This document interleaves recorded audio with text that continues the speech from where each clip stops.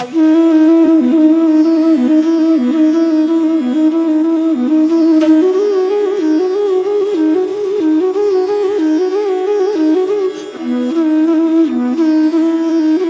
में अगर कोई ऐसा देवता है जो अपने भक्त की एक पुकार पर उसके सारे कष्ट हर लेता है, अपने भक्त के सारे दुख दर्द खत्म कर देता है, तो वो है खाटू नरेश, शीश के दानी बाबा खाटू श्याम जी। खाटू श्याम जी भगवान कृष्ण के कलयुगी अवतार है, जिन्हें दुनिया हारे का सहारा कहती है। राजस्थान के सीकर जिले में बसा खाटू धाम आज करोड़ों लोगों की आस्था का केंद्र है। श्याम बाबा के भव्य मंदिर में हर दिन लाखों लोग दर्शन करने के लिए आते हैं और खाटू श्याम जी सभी की मनोकामनाएं पूरी करते हैं। जब आप हर जगह से हार जाए तो एक बार इस दिव्य दरबार में जरूर आइए। यहाँ पर दर्शन करने से आपके सभी बिगड़े काम बन जाते हैं। जैसे जैसे कलयुग बढ़ रहा है वैसे ही श्याम बाबा के भक्त भी बढ़ते जा रहे हैं। जो कोई खाटू श्याम जी को दिल से अपना मान लेता है, खाटू नरेश उसके साथ हमेशा रहते हैं। इसीलिए लोगों में खाटू श्याम जी के प्रति गहरी आस्था है। लेकिन क्या आप जानते हैं कि खाटू श्याम जी असल में कौन है और उनका संबंध महाभारत के युद्ध से कैसे है, और खाटू श्याम जी के दर्शन करने के लिए आप कैसे आ सकते हैं? मंदिर में दर्शन करने के बाद आप और कौन कौन से दर्शनीय स्थलों पर जा सकते हैं?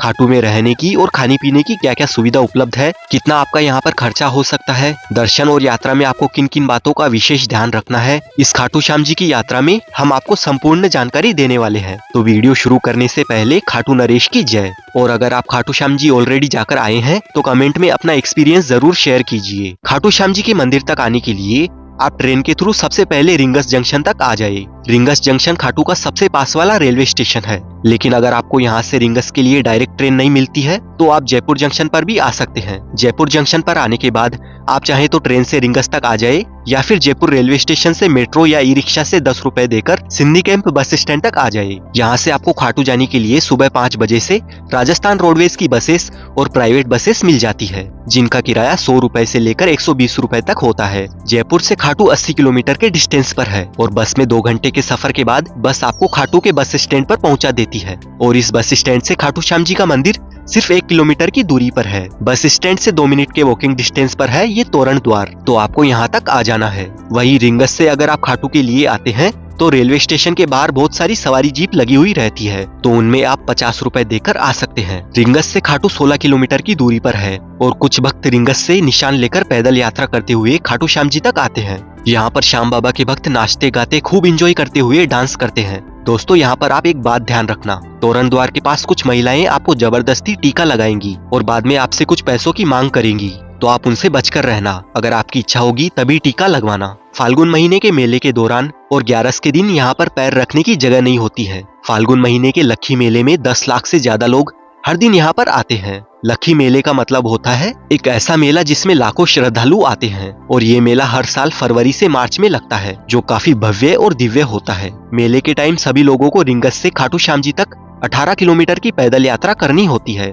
क्योंकि भीड़ की वजह से आने जाने वाले सभी व्हीकल्स को बंद कर दिया जाता है। लोगों का विश्वास है कि यहाँ आने वाला कोई भी व्यक्ति खाली हाथ नहीं लौटता है, इसीलिए खाटू श्याम जी को लगदातार भी कहा जाता है। मंदिर की ओर जाते वक्त आपको रास्ते में बहुत सारी प्रसाद की दुकानें नजर आएगी, लेकिन दोस्तों मंदिर के अंदर खाटू श्याम जी को प्रसाद नहीं चढ़ाया जाता है। हाँ, पहले 3-4 साल पहले चढ़ाया जाता था, पर अभी नहीं चढ़ाया जाता है। तो बिना मतलब आप प्रसाद मंदिर के अंदर मत लेकर जाना। लेकिन अगर आप प्रसाद के तौर पर अपने घर पर कुछ लेकर जाना चाहते हैं तब प्रसाद खरीद लेना। वहीं अगर आप मेरी माने तो मंदिर में दर्शन करने के बाद प्रसाद की जगह यहाँ पर आप खाटू श्याम जी की फोटो या मूर्ति अपने घर के लिए लेकर जा सकते हैं। और यहाँ से कुछ देर चलते चलते हम आ जाते हैं श्याम कुंड के पास में। और मान्यता है कि खाटू श्याम जी के दर्शन करने से पहले सभी भक्त मंदिर के पास में बने इस श्याम कुंड में स्नान करने के बाद ही खाटू श्याम जी का दर्शन करने के लिए जाते हैं। लेकिन अगर आप यहाँ पर ऑलरेडी स्नान करके आए हैं तो इस कुंड में स्नान करने की बजाय आप हाथ मुंह धोकर भी मंदिर में प्रवेश कर सकते हैं।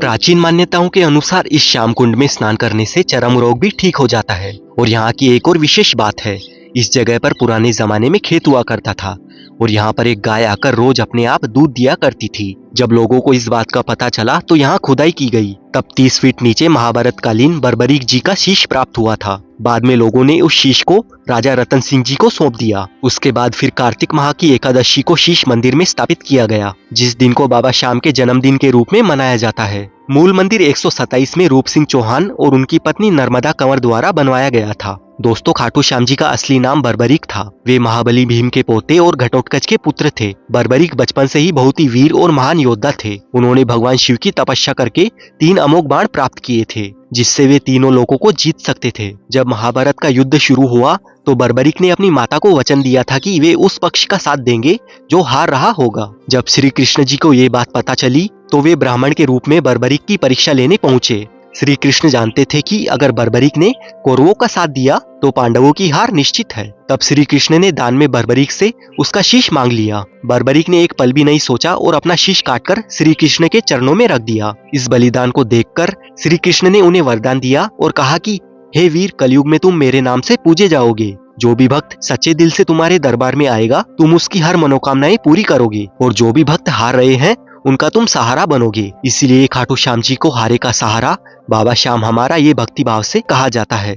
अगर आप खाटू श्याम जी के दर्शन सबसे नजदीक से और अच्छी तरह से करना चाहते हैं तो बैरिकेड में बनी हुई सबसे पहली वाली लाइन में आपको जाना होगा। जब हम लाइन में लगकर आगे बढ़ रहे होते हैं तब हमारे ऊपर गुलाब जल का स्प्रे होता रहता है और श्याम बाबा के दर्शन हमें 20 से 30 मिनट में बड़ी ही आसानी से हो जाते हैं। खाटू श्याम जी के दर्शन करने के बाद अब हम आ चुके हैं प्राचीन श्याम कुंड में। ये वही प्राचीन श्याम कुंड है जहाँ से खाटू श्याम जी का शीश प्राप्त हुआ था। पहले सभी भक्त इसी प्राचीन कुंड में स्नान किया करते थे, लेकिन भक्तों की संख्या बढ़ने के कारण प्राचीन कुंड के पास में ही नया कुंड बनाया गया था और प्राचीन कुंड से ही इस वाले नए कुंड में पानी निरंतर रूप से आता रहता है। इस प्राचीन कुंड के बारे में बहुत सारे भक्तों को मालूम नहीं है, तो यहाँ पर भी आकर आप दर्शन जरूर करना। खाटू नगरी में आपको खाने पीने की कोई भी कमी नहीं होने वाली है। यहाँ पर बहुत सारे रेस्टोरेंट्स बने हुए हैं जहाँ पर आपको 60 रुपए से लेकर 100 रुपए तक वेज थाली मिल जाएगी, और यहाँ पर आपको बहुत सारे मिष्ठान भंडार भी नजर आएंगे जहाँ से आप मिठाई, चूरमा, रबड़ी, मालपुए, मावा कचौड़ी जैसे व्यंजन खा सकते हैं। अगर आप श्याम बाबा के दरबार में रुकना चाहते हैं तो खाटू में बहुत सारे होटल्स और धर्मशालाएं बनी हुई है जहाँ पर आप अपनी पूरी फैमिली के साथ रुक सकते हैं। अगर आप सिंगल पर्सन है तब भी रुक सकते हैं। यहाँ पर नाइट 500 रुपए से लेकर 1500 रुपए तक